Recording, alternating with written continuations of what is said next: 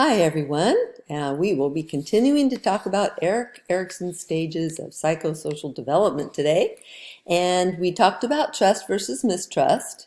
And we talked about how the adult outcome of mistrust makes it very difficult to have good quality relationships because people are suspicious of their partners and of their friends, even of people they work with or people they go to church with. And they find themselves having a difficult time not asking constant questions that would produce reassuring answers that all of these people are trustworthy. People usually get really tired of that and don't want to be in a relationship with someone who's mistrustful. We talked about autonomy versus shame and doubt. And autonomy is where you feel like you have control over your environment and over your life, that you can make decisions about when to do things and what to do. And that starts at the terrible twos, we call it. And that's why we call it the terrible twos, because up to this point, the kid was very compliant with whatever we wanted. Now the kid wants to assert his or her own preferences into our world, and sometimes it's very inconvenient. So if we have parents that really have a hard time with that and they want to say, no, you're not doing that right now, or no, don't do it that way, or no, you can't decide your own clothes, or no, you can't pick out your food, or no, you can't climb into your own high chair or your own car seat. The kids rebel and become very belligerent and defiant, or they become very compliant. And when they become really compliant, they develop shame and doubt. Shame that their ideas must not be very good because their parent or caregiver always shuts them down, and doubt in their own decision making, because when they do make a decision, the parent lets them know it's not a good decision and possibly that they're not a good kid for making that decision, so they become withdrawn. Now, this is where the shame-based personality comes from, and John Bradshaw has written several books and suggests that this right here is the reason that a lot of adults use drugs and alcohol to medicate their feelings away, because their feelings of shame and doubt that they are less than other people, that they're not as worthy as other people.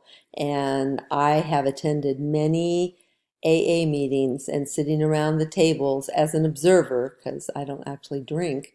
I can hear people talking about that they feel unworthy and less than others. And it's possible, according to Erikson, that that came from the very beginning of their life, where they started to try to develop their autonomy, their separation from their parent, and their identity is developing, and their parent may have been uncomfortable with that and shut it down. So then we move on to 3 to 5 years. Oh, I forgot to mention, if you get trust, you're more likely to get autonomy, you're more likely to have initiative, and so on down the good side of these developments. But once you develop something from the problematic side, it's hard to jump back over to this side. So there's a chance that a person experiences a lot of these problematic things, and these are the reasons people go for counseling. Okay, so now 3 to 5 years, initiative. This is where a kid says, let's go to the park. How about we visit grandma? How about we go over here to my friend's house? How about I make mud pies outside and bring them in the house and give them to my mom? So they're initiating things. How about if I color on the wall? How about if I clean up my room? So they initiate great things and problematic things. When they initiate great things, usually they're rewarded. Oh, you're such a big boy, such a big girl. What a good idea. Good boy, good girl. But if they initiate things the parents don't like they colored on the wall, they made the mud pies, they let the dog out of the yard, whatever, and the parent or the caregiver comes down on them pretty hard, they developed guilt that I do bad things, I do wrong things, I'm a bad girl, I'm a bad boy. And as an adult, what they do is they don't initiate things. They're the followers. They're the people at work that rely on all the other people to initiate things that make changes at work, etc. In a relationship, a person with initiative says, hey, how would you like to go out for Chinese food tonight? And the person who doesn't have initiative, that may have guilt that their ideas are bad, will say, oh yeah, that's fine. And when a person with initiative asks this person, hey, where would you like to go for dinner tonight? This person says, oh, any place you want to go is fine. They start to be a person who doesn't seem to have preferences. They follow, they don't initiate. And you may not notice because they seem like a very, cooperative, compliant kind of person. Oh yeah, anything you guys want to do is fine. Oh yeah, wherever you guys want to go, whatever time you guys say it's fine. Oh yeah, if you guys want me to drive, I'll drive. They are just very compliant and try not to have preferences, because if they were to make a suggestion, oh yeah, let's go over here to Los Consuelos and have Mexican food, and you go and it turns out not to be delicious, then they feel really guilty and they don't want to feel that feeling, so they don't initiate anything. Okay, then we move 5 to 13 years. Now this is school age, okay, kindergarten through, into junior high. Industry really refers to now you're getting busy and you're taking care of business.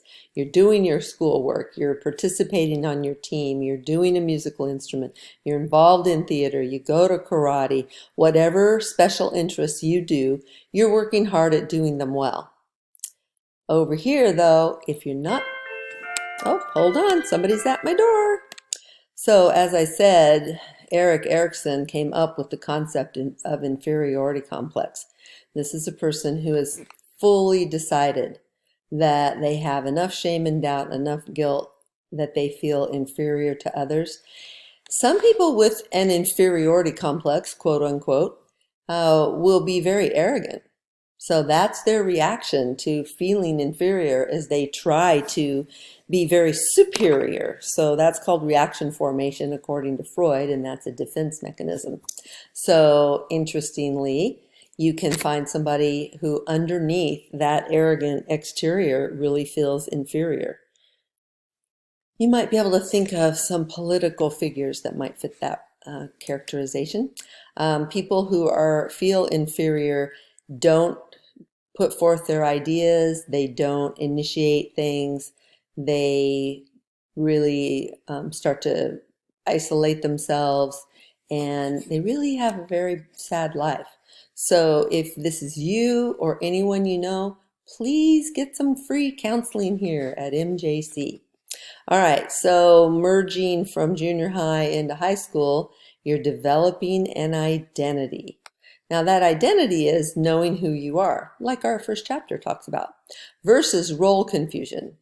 Now what role confusion means is that because some people don't really know who they are, what they're all about, what they stand for, have a strong identity in relationship to other people in the world, when they have role confusion, what they will do is they will act one way in their family situation, a different way with their friends, or a different way when they're at work. And we know that we do that too. It's not like we're going to be completely the same in all those situations. But people with role confusion will be very different in those situations because they are uncomfortable not knowing who they are. So they try on different roles in different situations. And you may see this in some people. You'll feel like you know the person, and then you go somewhere with them and they start acting really differently. And you go, wait, what are you doing? Are you high? What's going on? And it's because in that situation, they're trying to please or placate the people that they are around. And so they're trying to produce some kind of change in their personality that they believe will be well received by the people that they're around. Okay, now we move into 21 to 39 years approximately. So some of us are still in college at that point, and we're learning how to develop emotional intimacy. If we don't, we become emotionally isolated. So emotional intimacy really means that you have an identity, you feel like you're competent, you feel like your ideas matter, you're not dependent on others, and you trust people, so that now you can be emotionally intimate with others, and especially with one person in particular. So emotional intimacy requires emotional maturity, it requires emotional intelligence, and that can still be developing, through these middle years of life. If it doesn't happen, the person fails to really feel comfortable making a connection with others. They may be emotionally isolated, but they may still be out in public and having a social life, but emotionally they don't share themselves. And when somebody gets right down to it, when they think about the person, they think, I don't really know you. I'm around you all the time, but I really don't know anything about you. And they are not going to be comfortable sharing too much about themselves because they have role confusion, a sense of inferiority, guilt about who they are, shame and doubt about their ideas, and mistrust of others. This is a very sad side. Again, we've got counseling available.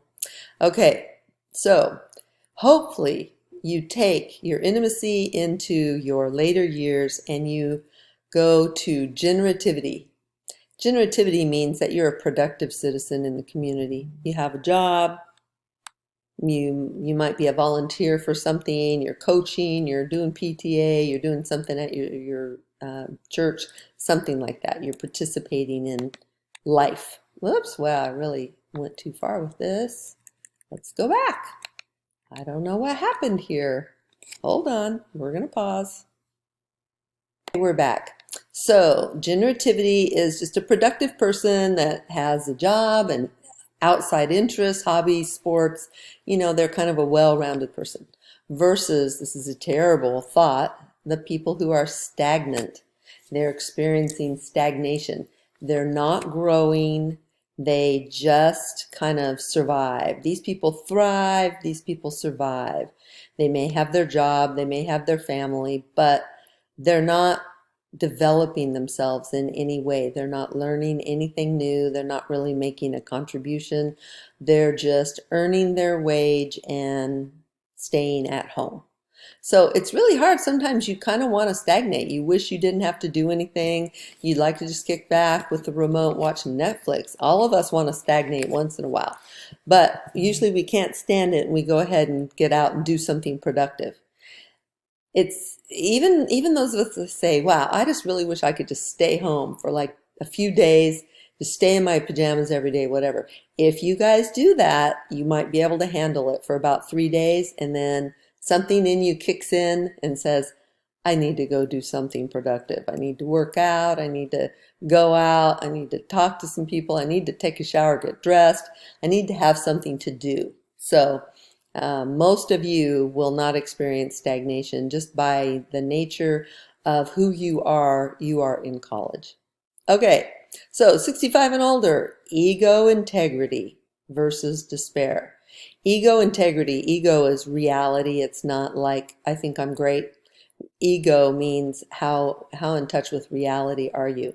And you have integrity with the way you see yourself in the world. You're pleased with the way you've lived your life. You have the positive side of each of these stages. You feel like you have a life well lived. Or, as an older person, you might experience despair. And that means that I wish I would have, I shoulda, I woulda, I coulda. I did not live my life well. I either did not reach my potential, I didn't self-actualize, I wasn't as caring and compassionate as I could have been, I didn't push myself to excel at work, I didn't really reach out and make contributions to my relationships or my community. So, overall, here's the way this affects you. Every single day, you have opportunities to make a decision to exemplify this side, the positive side of each one of these stages. And you may make a decision to exemplify the downside of each one of these stages. Every decision that you make that keeps you on this side makes you more likely that your next decision will bring you to ego integrity. Every decision that you make that keeps you on this side is more likely to lead you to despair. That's kind of a heavy idea. I realize that. But it's important to be aware, and you'll start to be familiar with this idea and be around other people, and you'll start to see whether you think they're headed for ego integrity or despair. Okay, that's all, folks.